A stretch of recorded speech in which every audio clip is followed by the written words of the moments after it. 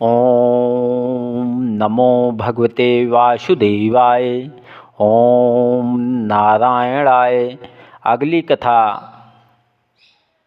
श्याम और बलराम का जनेऊ करके विद्या पढ़ने के लिए भेजना। हे राजन, वसुदेव ने श्याम और बलराम का जनेऊ करके दोनों भाइयों को रथ पर बैठाकर शांदीपन पंडित के पास, जो काशी पुरी से उज्जैन में जा बसे थे, विद्या पढ़ने के लिए भेज दिया। राह में केशव मूर्ति ने सुदामा ब्राह्मण को देखकर पूछा कि तुम कहाँ जाते हो। उसने कहा कि विद्या पढ़ने जाता हूँ। मुरली मनोहर ने उनको भी रथ पर बैठा लिया। उज्जैन में शांदीपन पंडित के पास जा पहुँचे और हाथ जोड़कर उनसे विनय किया, हमें पैरे कृपा करो मुनिराया, विद्या दान देव मन लाया।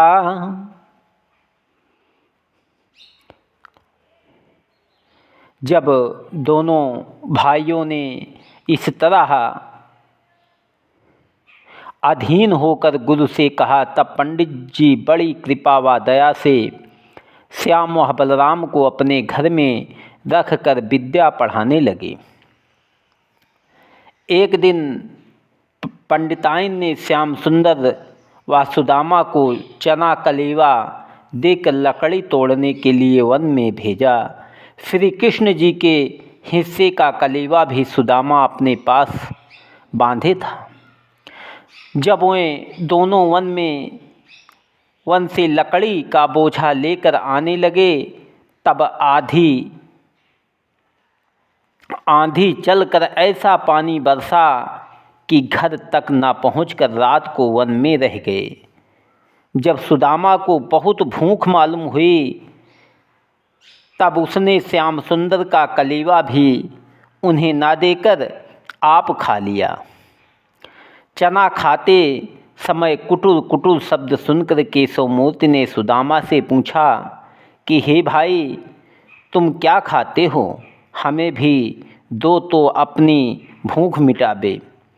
सुदामा ने लालच के बस पर ब्रह्मा परमेश्वर से झूठ कहा कि मैं कुछ नहीं खाता, मारे सर्दी के हमारे दांत कटकटाते हैं। इसी झूठ बोलने के पाप से सुदामा महादरिद्री हुआ था।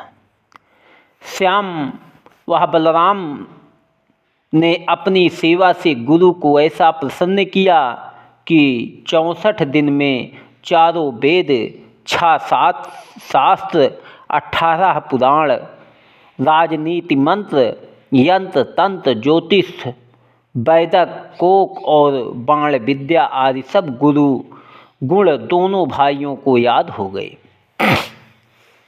शांदीपन गुरु ने मन में कहा कि मनुष्य वर्ष दिन में भी यह विद्या नहीं पढ़ सकता, सो ये दोनों बालक कोई अवतार मालूम होते हैं।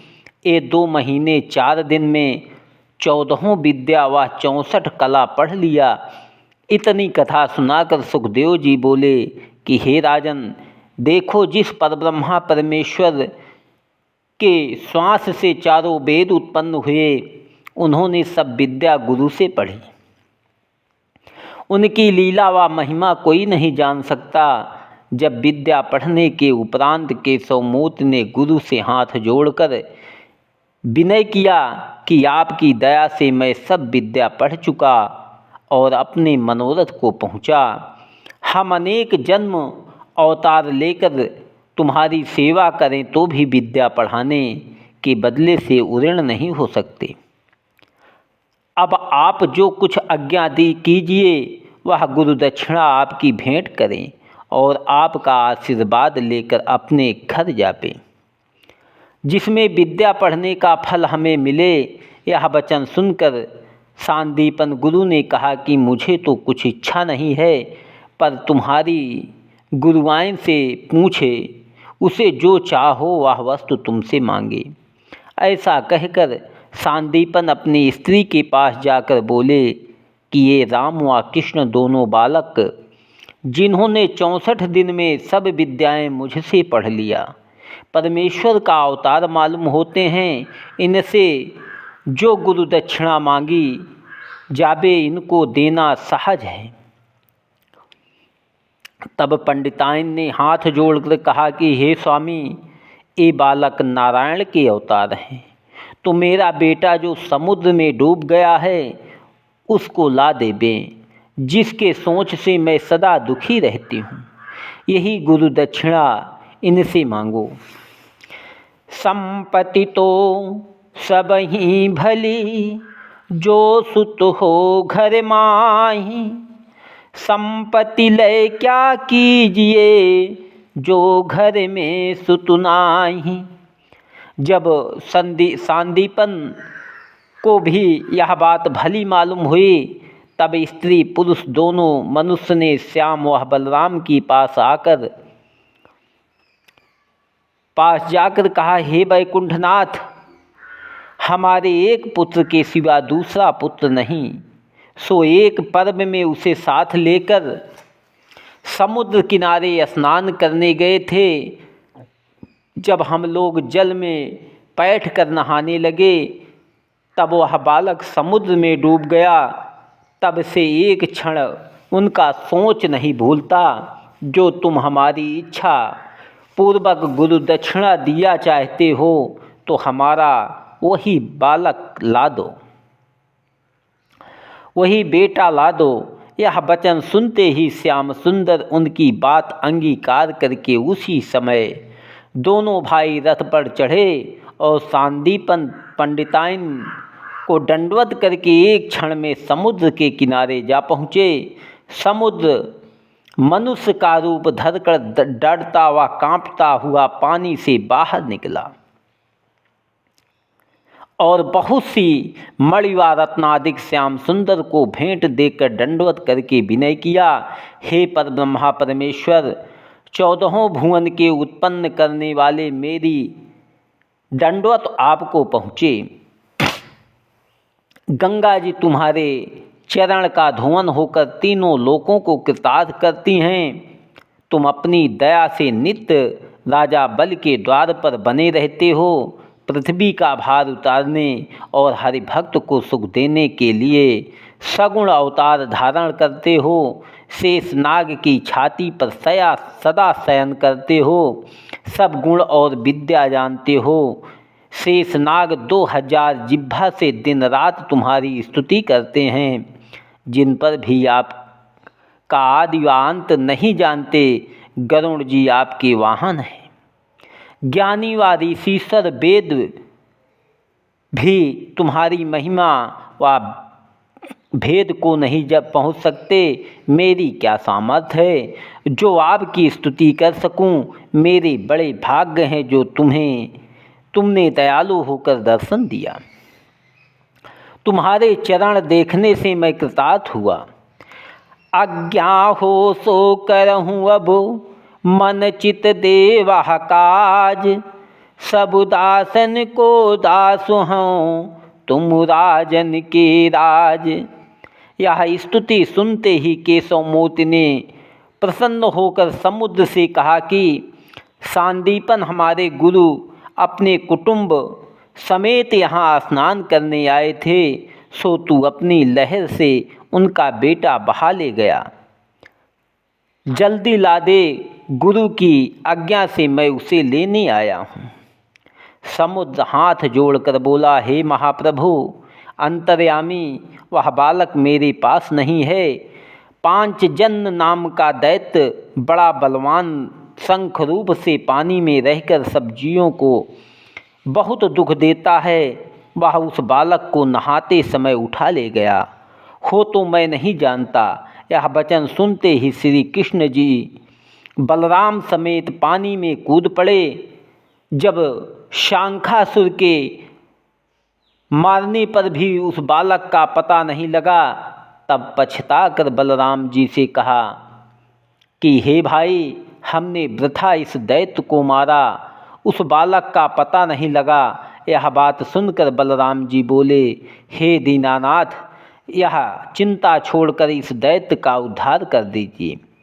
केशवमूर्ति ने उसे मुक्ति देकर उसका तनु बजाने के वास्ते उठा लिया और उसी समय यमपुरी के द्वार पर जाकर वहाँ शंख बजाया।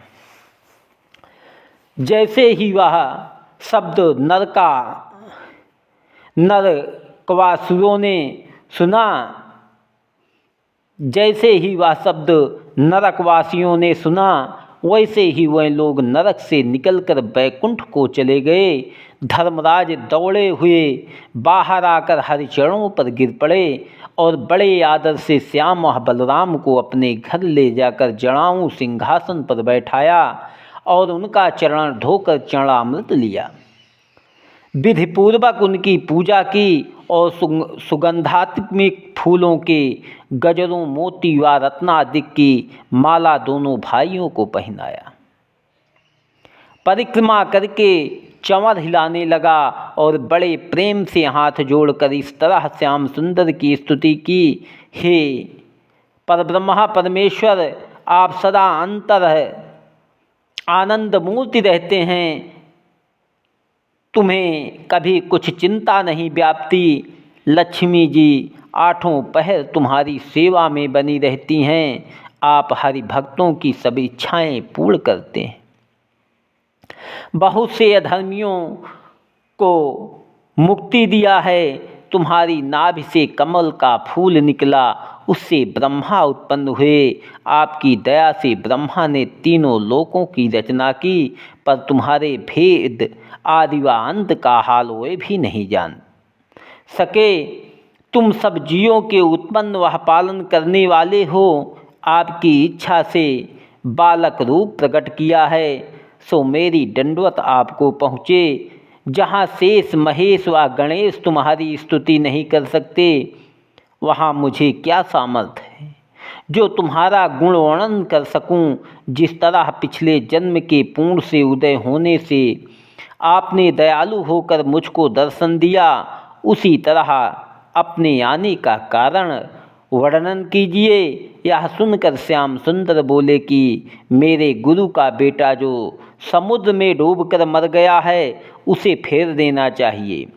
कदाचित तुम ऐसा कहो कि मरा हुआ जीव यमपुरी से फिर कर नहीं जाता, सो यह मर्याद भी मैंने बांधा था, इसलिए तुझे मेरी आज्ञा का पालन करना चाहिए।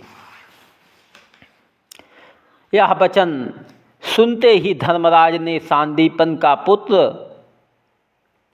वहाँ लाकर विनय किया, हे दीनानाथ, मुझे पहले से मालूम था कि आप गुरुपुत्र लेने के वास्ते आवेंगे, इसलिए इस बालक को हमने आज तक बड़े यत्न से रखकर दूसरे तन में जन्म नहीं दिया।